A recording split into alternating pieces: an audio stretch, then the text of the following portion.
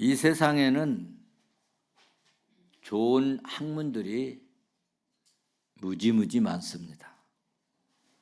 의술에 관한 의학, 건축에 관한 공학, 계산에 관한 수학, 원리에 관한 과학, 교육에 관한 교육학, 문학, 철학 등 이 세상에는 수많은 학문들이 있습니다. 이렇게 세상에 많은 학문이 있지만은 그것은 다 세상의 지식이지 구원을 얻을 수 있는 지식은 결코 아닙니다. 그래서 지식인들에게도 예수님이 필요하고 복음이 필요하고 믿음이 필요한 줄로 믿습니다. 우리 대한민국은 참으로 요즘 혼란스럽고 데모와 시위가 많고 또 자살률도 세계 1위를 달리고 있지만 그런 중에도 감사한 것은 우리나라의 많은 대학에서 복음적인 선교 단체가 있고 그 선교 단체를 통해서 성경 공부와 복음이 증거되고 전도하고 있습니다. 신기하고 놀라운 것은 웬만한 직장에서는 회사에서도 신의회가 있습니다. 전국 18개 경찰청에도 신의회가 있고 예배처소가 있습니다. 280개 우리나라 경찰서에서도 신의회가 거의 조직되었고 예배처소가 크든 작든 있습니다. 물론 아직도 조직되지 않는 것도 있지만 제가 경찰 선교하면서 많은 경찰서에 신의회가 조직되었고 예배처소를 만들었습니다. 하나님께 정말 영광을 돌리고 싶고 또 이런 면에서 저는 하나님께 자랑스럽게 생각하고 정말 하나님께 감사를 드리고 그리고 여러분들에게 고마움을 느끼고 상급은 우리 함께 주님으로부터 받게 될 줄로 믿습니다. 대한민국 국군 군대마다 군종들이 있고 군인교회가 있습니다. 저는 지난 주일에 레바논으로 세계 평화를 유지하기 위해서 파병되는 장병들에게 그런 설교를 했습니다. 여러분, 한 번도 가보지 못한 이 미지의 세계 그리고 총성이 있는 전쟁터 그곳으로 가기 위해서 여러분 오늘 여기에 나오셨는데 약간 두려움도 있고 좀 무섭기도 하겠지요. 그러나 여러분들에게는 무섭고 두려워할 필요가 없고 오히려 강하고 담대하라. 두려워하거나 놀라지 말라. 그럴 이유가 있는데 그럴 이유는 예수 그리스도가 이 세상에서 가장 위대한 군대 장관이시고 그분이 만왕의 왕이신 그 예수님께서 오늘 여러분과 함께 하시기 때문이다. 이 예수 그리스도를 의지하고 가면 반드시 이기고 반드시 승리하고 적이 있다 할지라도 뚫리지 않는다 하면서 제가 그 설교지를 이렇게 보이면서 이것이 여러분의 한 명 한 명 군인이다.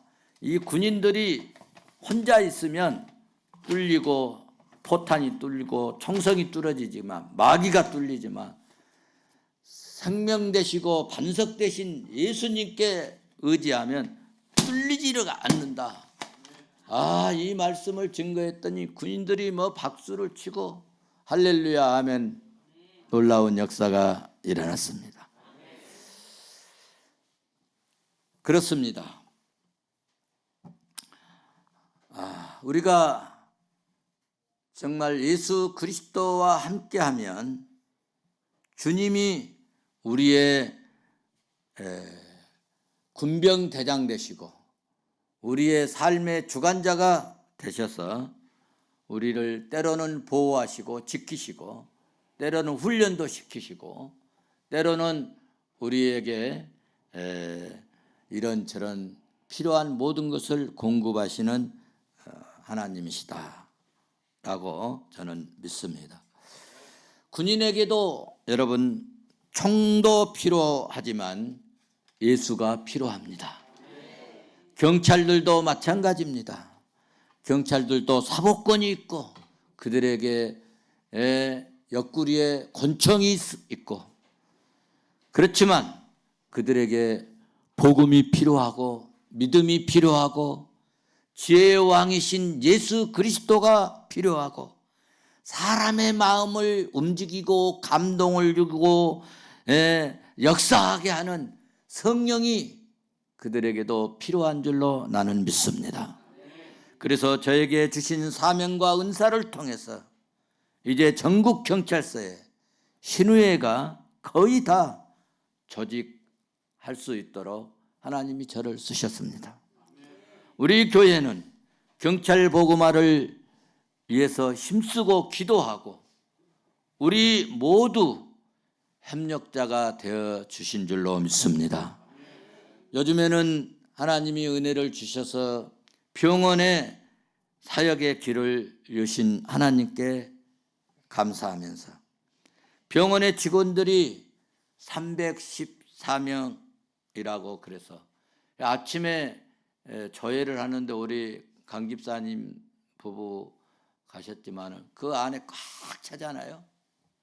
꽉 차는데 한 150명쯤 될 것 같이 보이는데 우리가 주일날 가면은 환자들만 이렇게 예배하고 그래서 지난 12월 1일 원례 때는 그렇게 이야기했습니다. 원장님과 모든 간부들에게 이야기했습니다.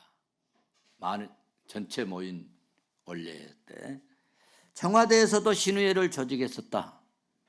우리 온누리 병원에서도 근무하는 의사 선생님과 간호원들이 최 목사에게 길 열어주시는 하나님, 인간의 생사화복을 주장하시고 은혜와 복을 주시는 예수 그리스도, 우리의 길이요 진리요 생명 되신 예수 그리스도, 우리의 구원의 주가 되신 정말 그 예수, 내가 만나서 믿고 보니 이렇게 능력이 있고 참 좋으신 사랑이 많으신 정말 귀한 이 원장님도 예수 믿는 그런 예수님, 나와 함께 하신 예수를 여러분도 함께 믿고 영혼 구원받고 여러분의 가정도 평안하고 여러분의 앞날도 복된 길로 인도하실 예수를 믿고 살았으면 좋겠습니다.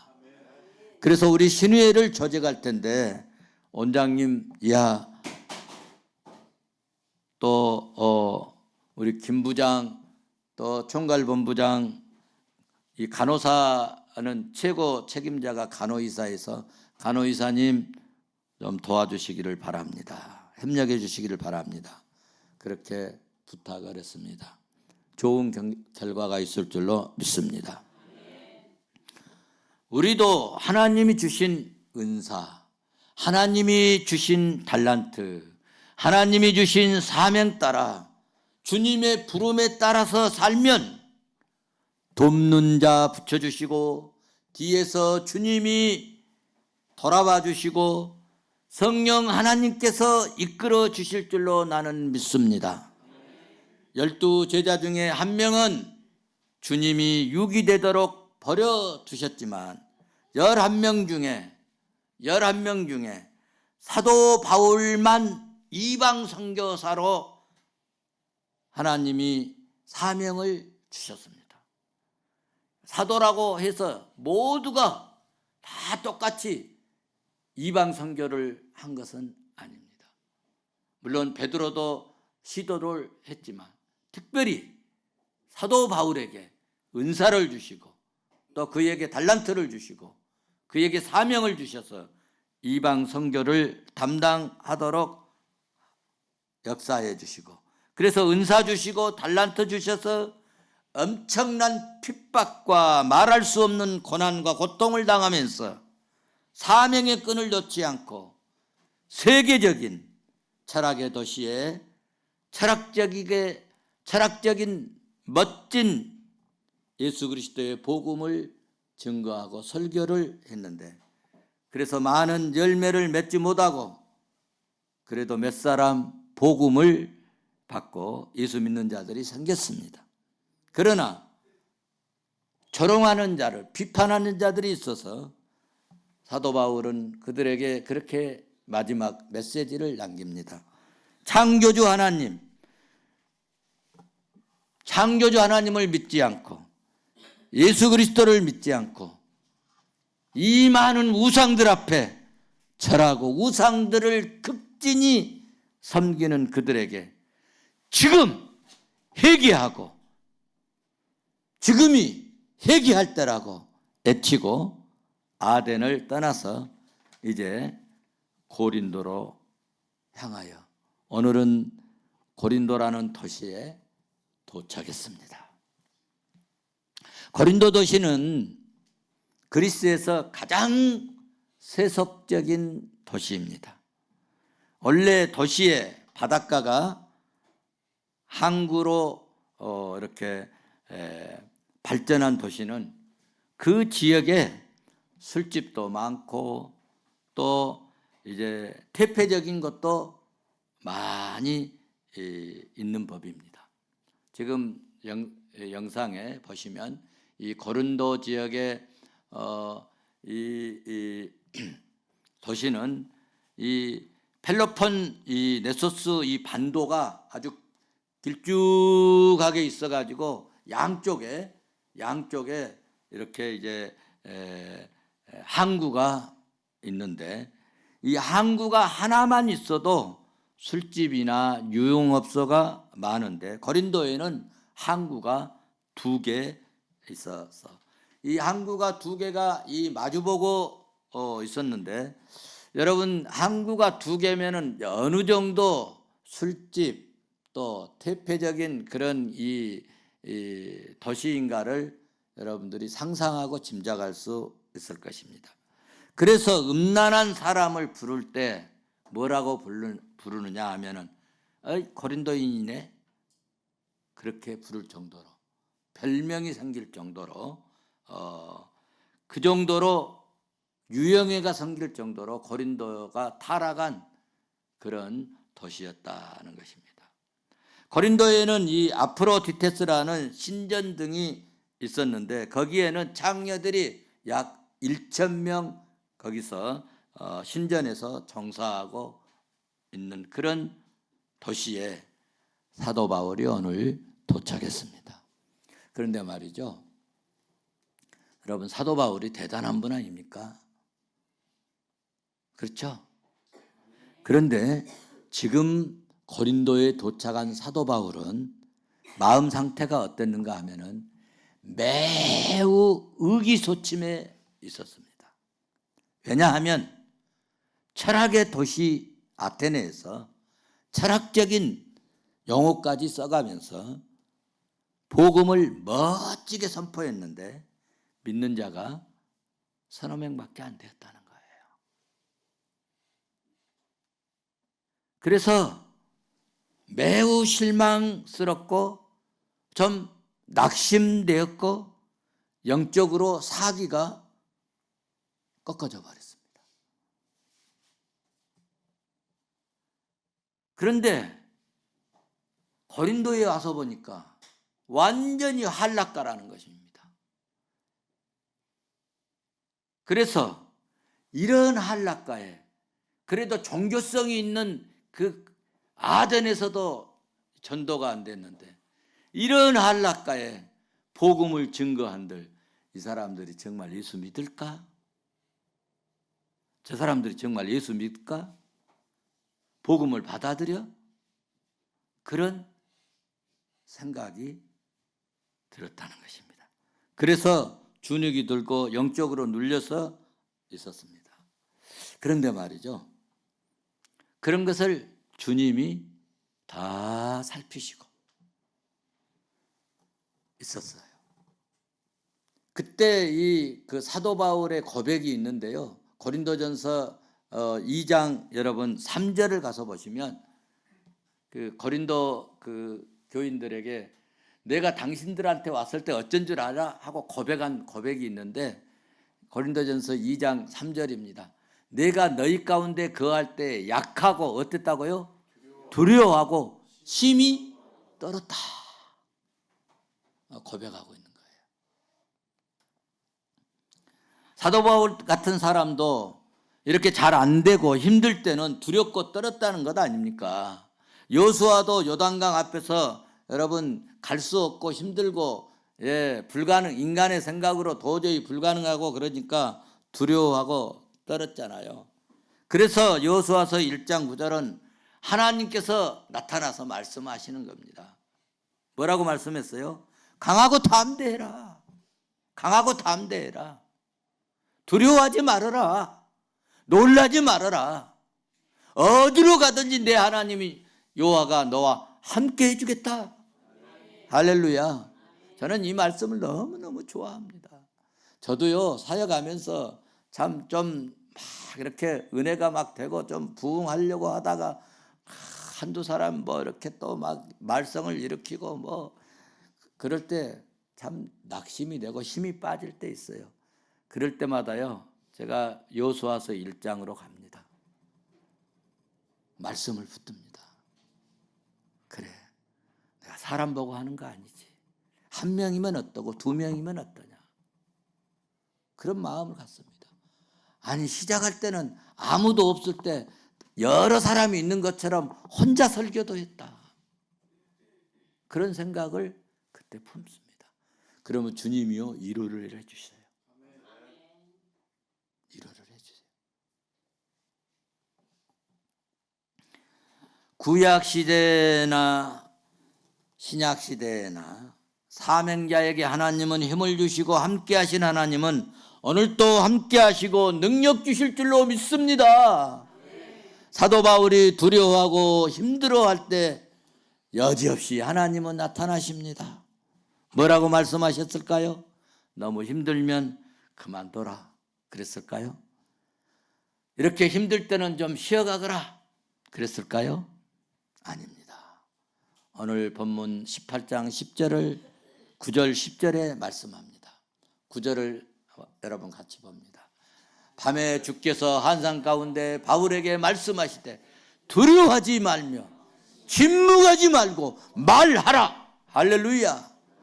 또 10절 보십시오. 내가 너와 함께 있음에 어떤 사람도 너를 대적하여 해롭게 할 자가 없을 것이니 이는 성중에 내 백성이 많음이라 하시더라. 아멘. 할렐루야. 이 말씀을 듣고 힘을 얻어 사도 바울이 다른 곳에서는 보통 2, 3개월 있다가 20, 30명 교회에 세워놓고 떠나고 했는데 이 말씀을 듣고 고린도에서 얼마나 은혜가 되고 부흥이 되고 그랬으면 여러분 1년 6개월 동안 고린도에서 머물렀다는 것입니다. 할렐루야. 그러니까 성도 여러분, 주의 일 하다가요, 누가 좀 힘들게 하고 좀 옆에 와서 좀 낙심되게 말하고요, 좌절감 주고요, 좀 그런다 할지라도요, 여러분 어렵다고 그렇게 한다고 잘 안 된다고 낙심하거나 좌절할 필요 없습니다. 없으면 없는 대로, 있으면 더 풍성하게 하나님이 주신 대로, 하나님이 은혜 주신 대로 최선을 다해서 일하는 것이 사명자이고 또 일하면 하나님이 돌아와 주실 줄로 믿습니다. 여호수아에게 함께 하시고 바울에게 함께 하신 하나님은 오늘 저와 여러분에게도 함께 하실 줄로 나는 믿습니다. 믿음대로 될지어다. 고린도 도시는 항구 도시요 음란의 도시였지만 경제적으로는 부유와 참으로 풍성한 그런 도시였습니다. 무역과 상업이 발달했기 때문에 이렇게 부의 축적을 가져오게 되면 어떻게 될까요? 호화스러운 생활과 더불어서 온갖 부도덕한 타락 행위들을 낳게 되는 것입니다. 또 고린도는 이 아프로디테, 또 멜리세르테스, 또 아폴로, 또 아스클레스피스라는 등등 여러 신전들을 섬기는 이 신전을 섬기는 많은 우상의 도시였습니다. 이런 도시에 여러분 주의 몸된 교회를 세우기 위해서 하나님은 사도 바울을 거기에 보내셨고 낙심하고 좌절할 때 새 힘을 주시고 능력을 주시고 함께 해주시겠다고는 확신을 주시고 그리고 말씀으로만 끝난 것이 아니라 돕는 자를 붙여주셨습니다. 할렐루야. 누구를 붙여주셨는가? 2절을 오늘 본문 2절을 보시면 알 수 있습니다. 2절 같이 보시겠습니다. 아굴라라는 본도에서 글라우디오가 모든 유대인들을 명하여 로마에서 떠나라 한 고로 그가 그 안에 브리스길라와 함께 이달리아로부터 새로운지라. 바울이 그들에게 가매. 하나님은 참 신비하고 놀랍습니다.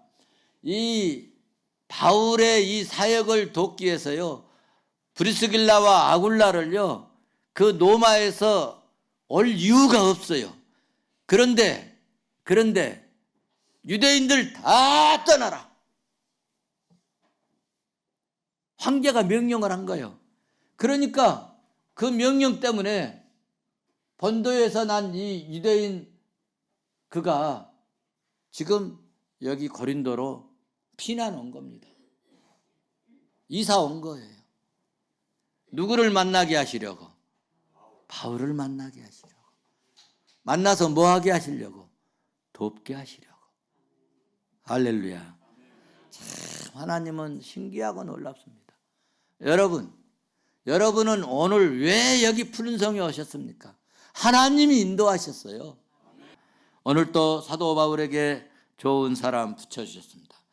바울은 본도 출신인 아굴라와 그 아내 브리스길라를 만났습니다. 만나게 된 동기가 정말 신비롭습니다. 바울은 전도 여행 중에 생활비를 벌기 위해서 천막을 만들기도 하고 또는 가죽 제조 일을 해서 경제적 소득을 얻었습니다. 바울은 참 멋있는 사람입니다. 꼭 성교비만 막 받아 쓰려고 한 것이 아니라 어떻게 하면 내 힘으로 어떻게 안 될까 그런 노력파이기도 합니다. 부지런했어요.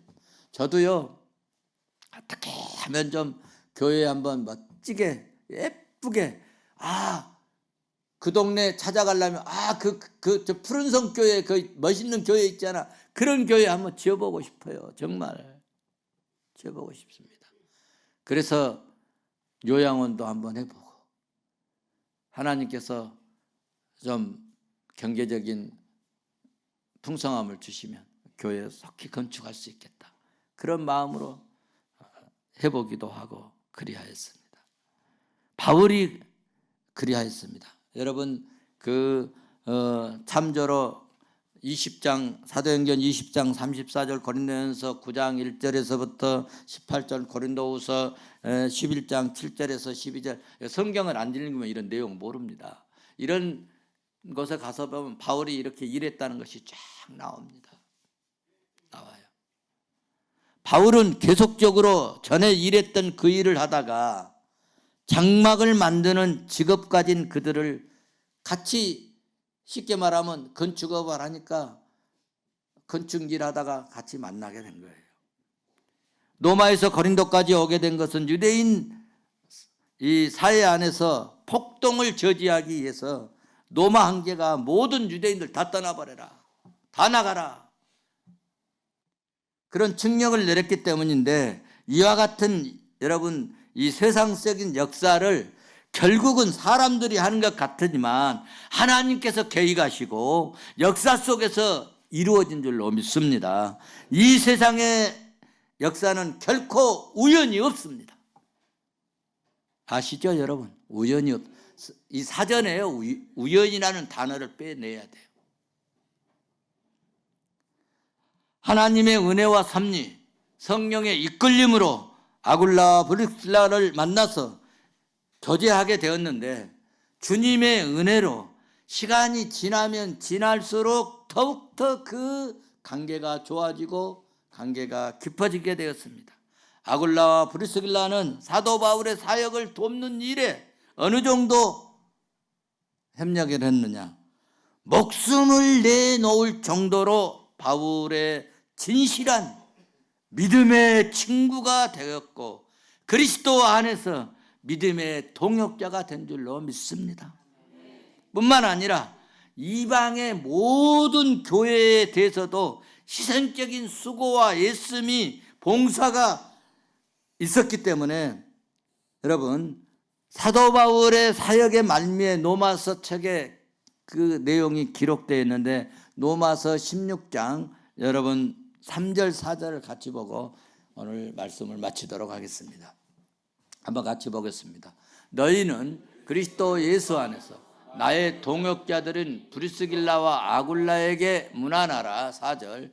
그들은 내 목숨을 위하여 자기들의 목까지도 내놓았나니 나뿐 아니라 이방인의 모든 교회도 그들에게 감사하느니라.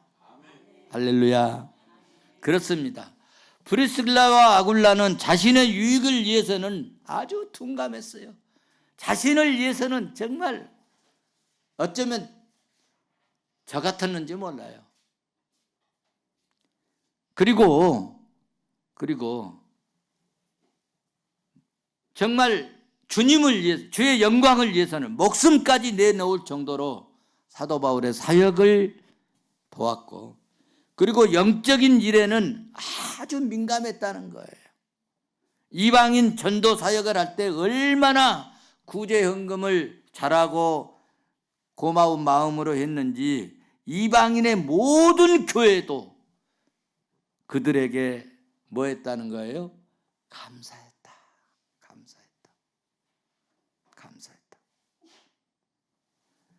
여러분, 진짜 참된 그리스도인들은 브리스길라와 아굴라 같은 이런 헌신적인 섬김이 가능할 줄로 믿습니다. 제가 해보니까요, 정말 은혜가 되면은요, 온갖 것 하나님께 드려도요 그렇게 아깝지 않더라고요. 은혜가 되니까요 드리는 게요 망설여지지 않더라고요. 한번 생각해 보십시오. 여러분, 지금 나의 신앙심은 어떠한지 한번 생각해 봤으면 좋겠습니다. 목숨은커녕 물질만 좀 바치라고 해도, 가지고 있는 것 좀 드리라고 해도 부담스럽다, 힘들다, 아니 나는 못하겠어, 그런 적은 없었는지 여러분 한번 생각해 보십시오. 여러분, 은행에 통장에 돈이 있는데 그거 조금 나눠 쓰자고 그렇게 주님이 이야기하면, 아니 나 힘들어요, 얼마밖에 없어요, 부족해요, 혹시 그러지는 않았는지. 여러분, 오늘 말씀을 통해서 내 심장에 말씀을 좀 조각했으면 좋겠습니다. 이제 우리의 생각을 좀 바꿉시다. 믿음의 스타일을 좀 바꾸면 좋겠습니다. 브리스길라와 아굴라 같은 믿음의 동역자들이 우리 교회에서도 많이 배출되기를 주의 이름으로 축원합니다. 소망합니다. 한번 받아서 합시다. 육적인 것에 둔감하고 영적인 것에 민감하자. 할렐루야. 성경은 말씀합니다. 성경은 말씀합니다. 심고 거둠의 법칙을 말씀합니다. 원망과 여러분 불평을 심으면 불행과 재앙을 거두게 됩니다. 순종과 섬김을 심으면 풍성하고 감사와 기쁨을 거두게 되는 것입니다. 우리 푸른성교회 식구들은 심은 대로 거둘지어다. 할렐루야. 가장 세속적인 도시에서 훌륭한 믿음의 동역자들을 통해서 엄청난 복음의 열매, 사역의 열매, 전도의 열매를 맺고 엄청난 교회를 부흥시키고 일으켰던 것처럼 지금 가장 우리가 어려운 시대에 가장 힘든 시기이지만은 하나님 영광을 돌리는 일에 여러분이 예민하게 반응해서 더 섬기고 이럴수록 더 헌신하면 주님이 위에서 보고 계십니다. 주님이 보고만 계시겠습니까? 능력의 주님이, 창조주 주님이, 모든 것을 공급하시는 주님이 우리 예민하게 반응해서 하나님 영광을 돌리는 일에 예민하게 반응해서 더 섬기고 더 헌신하고 더 기도해서 더 순종해서 심은 대로 거두는 복을 받아서 삶이, 나는 우리 사랑하는 성도들의 삶이 윤택하기를 바랍니다. 풍성해지기를 바랍니다. 더 좋아지기를 바랍니다. 그래서 더 주님께 이대하게 훌륭하게 요긴하게 효율적으로 쓰임받는 우리 성도들 될지어다. 그런 은혜가 있을지어다.